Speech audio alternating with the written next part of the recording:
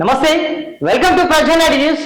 ముఖ్యంగా తెలంగాణ రాష్ట్రంలో హైదరాబాద్ సెంట్రల్ యూనివర్సిటీకి సంబంధించి అయితే వివాదం అయితే ఇంకా నడుస్తుందని చెప్పుకోవచ్చు. ఇటు కాంగ్రెస్ ప్రభుత్వం పైన, కాంగ్రెస్ పార్టీ పైన, ఇటు బిఆర్ఎస్ నేతలంతా కూడా ఘనంగా ఉన్నట్లుగా అర్థమవుతుంది. మనకు ఒక వార్తను చూద్దాం. ఇటు హరీష్ రావు అయితేనేమి, అదేవిధంగా కేటీఆర్ అయితేనేమి, ఇతర నేతలంతా కూడా ఇటు రాష్ట్ర ప్రభుత్వం పైన కూడా వాళ్ళంతా కూడా ఒక రకమైన పోరాటం చేస్తున్నారు. అదేవిధంగా వాళ్ళని జైలుకు పంపిస్తాం, అధికారులను జైలుకు పంపిస్తాం అనేటువంటి వ్యాఖ్యలను కూడా ఎవరైతే మాజీ మంత్రి ప్రస్తుత ఎమ్మెల్యే అయినటువంటి హరీష్ రావు గారు చేసినటువంటి వ్యాఖ్యలు అయితే ఉన్నాయో ఒకసారి చూద్దాం. రేవంత్ రెడ్డి తీరుతో అధికారులు జైలుకు, హరీష్ రావు. హెచ్యూ భూముల విషయంలో సీఎం రేవంత్ రెడ్డి వ్యవహరిస్తున్న తీరుతో అధికారులు జైలుకు వెళ్లే అవకాశం ఉందని మాజీ మంత్రి బీఆర్ఎస్ ఎమ్మెల్యే హరీష్ రావు అన్నారు. ఇక సిద్దిపేట జిల్లాలో ఏం జరిగింది? గజ్వేల్ పట్టణంలో బీఆర్ఎస్ రజతోత్సవ సన్నాహక సమావేశాన్ని నిర్వహించగా ఎమ్మెల్సీ యాదవరెడ్డి, బీఆర్ఎస్ గజ్వేల్ ఇన్ఛార్జి వంటేరు ప్రతాప్ రెడ్డితో కలిసి ఆయన మాట్లాడారు. ఈ సందర్భంగా హరీష్ రావు మాట్లాడారు. రేషన్ దుకాణంలో సన్నబియ్యంతో పాటు మరో డ్రామాకు తెరలేపారని, ప్రస్తుతం ఇస్తున్న సన్నబియ్యంలో 40% నూకలు ఉంటున్నాయని కూడా నాణ్యమైన బియ్యం ఇవ్వాలని కూడా డిమాండ్ చేశారు. ప్రభుత్వ నిర్లక్ష్యంతో ఎస్ఎల్బీసీ టన్నెల్ ప్రమాదంలో చిక్కుకున్న వారిలో 2 మృతదేహాలను వెలికి తీసి చేతులు దొరుకుతున్నారని, సహాయక చర్యల పేరిట ఇంకెన్ని రోజులు కాలయాపన చేస్తారని కూడా ఎక్స్ వేదికగా కూడా హరీష్ రావు ప్రశ్నించినట్లుగానైతే మనకైతే అర్థమవుతుంది. ఇక ముఖ్యంగా ఇప్పుడు ఏదైతే బిఆర్ఎస్ సంబంధించిన పార్టీ నేతలు ఎట్లున్నారంటే, కొంతమంది సెలబ్రిటీస్ ఉంటారు కదా, కొన్ని చోట్లకే, కొన్ని ప్రత్యేకంగా ఏదైతే ఉన్నదో ఆ చోట్లకే వాళ్ళంతా పోతారు. కానీ గ్రౌండ్ లెవెల్లో చిన్న సినీ వారు ఎవరైతే ఉన్నారో, ఆర్టిస్ట్ ఉన్నారో, వాళ్ళు ఎలా కష్టపడుతున్నారు, వాళ్ళ సమస్యలు ఏంటని కూడా అసలు వాళ్ళు ఒక్కసారి కూడా మాట్లాడారు. వీళ్ళ పరిస్థితి కూడా అట్లనే ఉన్నది. బీఆర్ఎస్ పార్టీకి సంబంధించి మీరు ఏం చేస్తున్నారు? హెచ్సిఓని, అదే విధంగా ఇతర కార్యక్రమాలకు సంబంధించి పోతాలు కనబడతారు. కానీ గ్రౌండ్ లెవెల్ ఏం జరుగుతుంది? నిజంగా ప్రతిపక్ష పాత్రను వాళ్ళు నిర్వర్తిస్తున్నారంటే కూడా లో అనేటువంటి సమాధానాలు అయితే వినిపిస్తున్నాయి. ఎందుకంటే ప్రతిపక్ష పార్టీలో ఉన్నటువంటి నాయకులు ఎలా ఉండాలి? అరే నిజంగా ప్రజలు ఎలాంటి సమస్యలతో సతమతమవుతున్నారు? అరే ఈ బాధలు ప్రజలు ఇంకా పడుతున్నారా?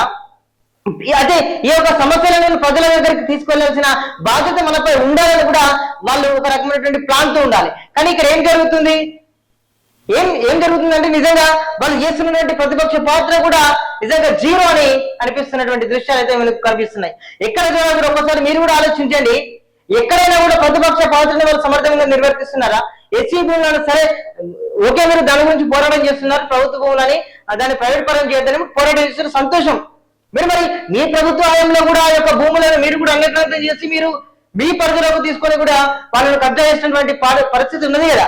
మరి వాటి గురించి మీరు తప్పులు చేసిండ్రు, మీరు కూడా పోరాటం చేయాలి. వాస్తవం వీళ్ళు కూడా చేయలేదు. కాంగ్రెస్ పార్టీ తరఫున ఏం జరుగుతుందంటే, ముఖ్యంగా రేవంత్ రెడ్డి మీద మాజీ మంత్రి కేటీఆర్ ఏం చేస్తున్నారంటే 10,000కు సంబంధించిన 10,000 కోట్ల కుంభకోణాన్ని కూడా మేము బయటకు తీస్తామని రేవంత్ రెడ్డి మీద అరుస్తున్నాడు మాజీ మంత్రి కేటీఆర్. మరి గతంలో ప్రతిపక్ష పాత్రను వచ్చినటువంటి రేవంత్ రెడ్డి గారు ఏమన్నారు? గతంలో ఎలక్షన్ల టైంలో మామూలుగా బహిరంగ సభల్లో ఈ యొక్క చెర్లపల్లి జైల్లో వీళ్ళందరికీ కూడా నేను డబుల్ బెడ్రూమ్ కట్టించినాను కూడా చెప్పడం జరిగింది. మరి ఇప్పటికీ కూడా అంటే ఈ ప్రతిపక్ష పార్టీకి సంబంధించిన వాళ్ళేమో మీ మీద ఆరోపణలు చేస్తున్నారు. అంటే మీరు ప్రభుత్వ హయాంలో ఉండి అరే గతంలో వాళ్ళు ఎన్ని కుంభకోణాలు చేసిండ్రు, ఎన్ని అవి చేసిండ్రు, ఎన్ని కబ్జాలు చేసిండ్రు, ఎంత ప్రభుత్వ భూమిని వాళ్ళు ఆక్రమించుకున్నారో వాటిపైన ఎప్పుడైనా మీరు నిఘా పెట్టిల్లా? రేవంత్ రెడ్డి గారు సర్కార్ని అడుగుతా ఉన్నాం. ఎందుకంటే ఒక ప్రతిపక్ష పార్టీలకు సంబంధించిన వాళ్ళు మీ మీద అడిగేటువంటి హక్కు ఉన్నప్పటికీ కూడా మీరు ఏం చేస్తున్నారు? గతంలో వాళ్ళు కూడా తప్పులు చేసినారు కదా. వాళ్ళు ఎన్నో కోట్ల భూములను, ఎన్నో విలువ చేసినటువంటి కోట్ల భూములను కూడా వాళ్ళు సాధన చేసుకున్నారు. మరి వాళ్ళ గురించి మీరు స్పందిస్తలేరు ఎందుకు? వాళ్ళు స్పందించేదాకా నువ్వు ఎందుకుంటున్నావు? రేవంత్ రెడ్డి ఎందుకు సైలెంట్ ఉన్నాడు? అదేవిధంగా మన ఇప్పుడు బీఆర్ఎస్ నుంచి కేటీఆర్ ఎందుకు ఉరుకుతున్నాడు? ఆయన ఎందుకు అంత పాజిటివ్ ఉన్నారు, మీరు ఎందుకు నెగిటివ్ ఉన్నారు? అతను ఎట్లా ఉరుకుతున్నారు? రేవంత్ రెడ్డి గారు మీరు కూడా ఉరకాలి కదా, మీ సర్కార్ కూడా ఉరకాలి కదా. అంటే వీళ్ళకి ఇన్ని భూ కబ్జాలు, గిన్ని ఆరోపణలు, గిన్ని కుంభకోణాలు చేసినా కూడా రేవంత్ సర్కార్ ఎందుకు సైలెంట్ ఉన్నది? ఇప్పుడు సంవత్సర కాలం దాటింది, సంవత్సరం నుంచి ఒక 5-6 నెలలు అవుతుంది. అప్పటి నుంచి కూడా మేము అధికారంలోకి వచ్చినాక బిఆర్ఎస్ ప్రభుత్వం ఆనాటి కాలంలో వచ్చేసినటువంటి అన్ని యొక్క ఆక్రమణలను బయటకు తీస్తాం, ఒక్కొక్కటిగా బయటకు తీస్తాం. వీళ్ళందరినీ చెలపల్లి జైల్లో డబుల్ బెడ్రూమ్ కట్టించాం. వీళ్ళందరినీ ఈ మామ అల్లుడు బీట అందరినీ కూడా మేము జైలుకు పంపిస్తామని చెప్పిండు. కానీ ఇప్పటికీ కూడా ఏం జరుగుతలేదు. అంటే వాళ్ళు ప్రభుత్వం ఉన్నప్పుడు ఎన్నో క్రమాలు చేస్తారు. వాళ్ళు చేసిన మీద మేము చేస్తామని మీరు సైలెంట్ ఇవ్వకుంటున్నారా? మీరు చేస్తున్నారు, మరి వాళ్ళు సైలెంట్ ఊకుంటలేరు కదా. మేము 10,000 కోట్ల కుంభకోణాన్ని రేవంత్ రెడ్డి చేస్తున్నటువంటి వాటిని మేము బయటకు తీస్తామని అతను అంటున్నాడు. మరి రేవంత్ రెడ్డి ఎందుకు స్పీడ్గా ఉంటలేరు? ఇట్లా కేటీఆర్ ఉన్నంత స్పీడ్గా ఏం చేస్తున్నారు అసలు ఈ తెలంగాణ ప్రభుత్వంలో? తెలంగాణ రాష్ట్రాన్ని అప్పుల గొప్ప చేసిన ఎవరంటున్నారు, మేము ప్రజలకు మంచి చేస్తామని వీళ్ళు అంటున్నారు. ఎవరు నమ్మాలి? ప్రజలు నిజంగా మోసపోతున్నారు. ఎందుకు మరి రేవంత్ రెడ్డి గారు ఇంత సైలెంట్గా ఉన్నారు? మేము చేసేటి అక్రమాలు చేస్తే వాళ్ళని ఏమన్నా మనం బయటకు తీస్తే మేము చేసే అక్రమాలు కూడా వాళ్ళు బయటకు తీస్తారు కావచ్చు అని అనుకుంటున్నారా? ఇట్లా ఏదైతే ఏమున్నది, గతంలో బీఆర్ఎస్ పార్టీ మొత్తం ఏదైతే కబ్జా చేసుకున్నది కొన్ని అవిటిని ఎడికేసుకున్నది. ఇప్పుడు మేము చేసుకుంటాం, మళ్ళీ అచ్చ ప్రభుత్వం ఏదైతుందో వాళ్ళు చేసుకుంటారని చూస్తాను అంతే. ఇంకా మీరు సైలెంట్గా ఉంటుందంటే వాళ్ళు సైలెంట్గా ఉంటారు. మరి ఇక్కడ వాళ్ళు కూడా మేము వస్తున్నారు కదా, మరి ఎందుకు ఇట్లా జరుగుతుంది?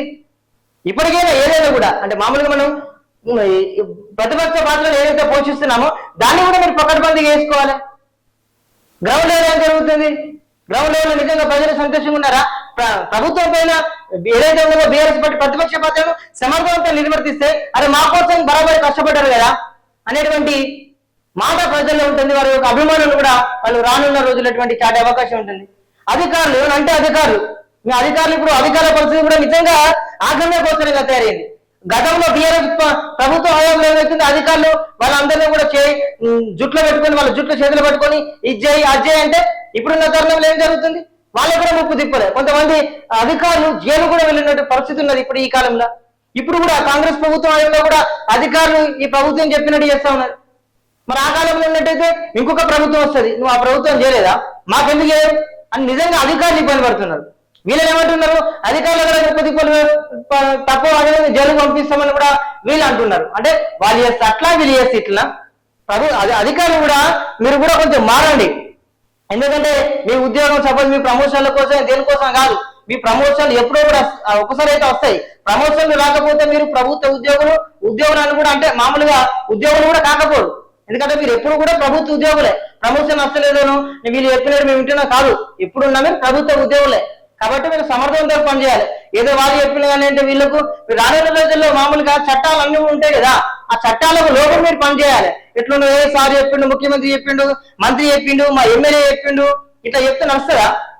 ఇదంతా ఘోరంగా ఉండేది నిజంగా పరిస్థితి. వాళ్ళ యొక్క కనుసరణలో మీరు పనిచేస్తే రానున్న రోజులలో మీరు ఊచలు లెక్క పెట్టాల్సిన పరిస్థితి వస్తుంది. కాబట్టి అధికారుల ప్రభుత్వాలు మారుతూ ఉంటాయి.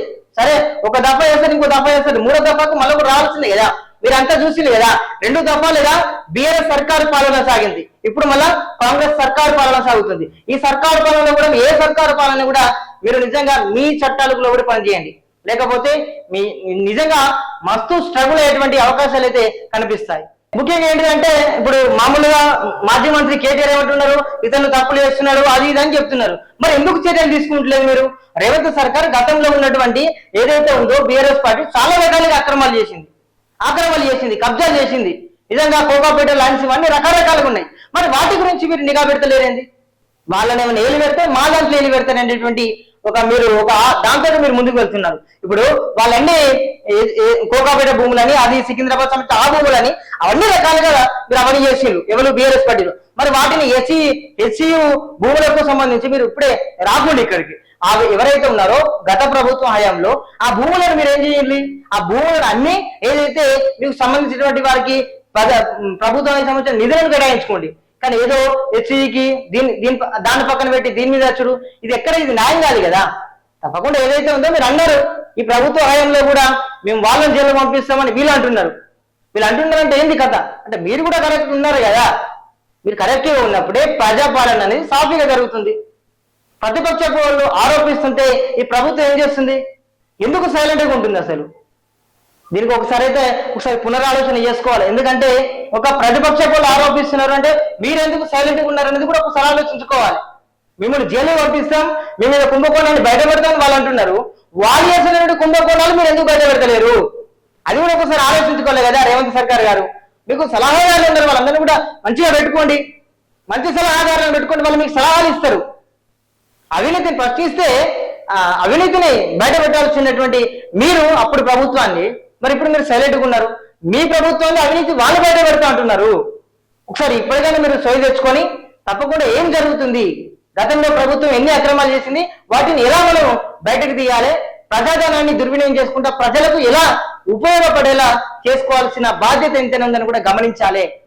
ఇప్పటికైనా రేవంత్ రెడ్డి గారు కూడా చెప్తా ఉన్నాం, రేవంత్ రెడ్డి గారు మీరు ఏదైతే ఉందో మామూలు వాళ్ళందరూ ప్రతిపక్షాలు ఆరోపణలు చేస్తున్నాయి, ఆ ఆరోపణలకు సంబంధించి మీరు కూడా గట్టి సమాధానం ఇస్తే కూడా వాళ్ళు కూడా ఒక రకంగా ఉంటారు. నిజంగా బీఆర్ఎస్ పార్టీ కూడా ఏదో సెలబ్రిటీలకు కాదు, గ్రౌండ్ లెవెల్ ఎన్ని సమస్యలు ఉన్నాయో మీరు చూసుకోండి, చూసుకున్నాకనే బయటికి పోండి, ప్రజలు మిమ్మల్ని వేస్తారు. సో చూద్దాం మరి వీళ్ళు వాళ్ళ మీద వాళ్ళు వీళ్ళ మీద ఈ ప్రభుత్వాలు ఏం చేస్తున్నాయంటే ఈయన రేవంత్ రెడ్డి మేము జైలు పంపిస్తాం అది ఇది అంటున్నారు.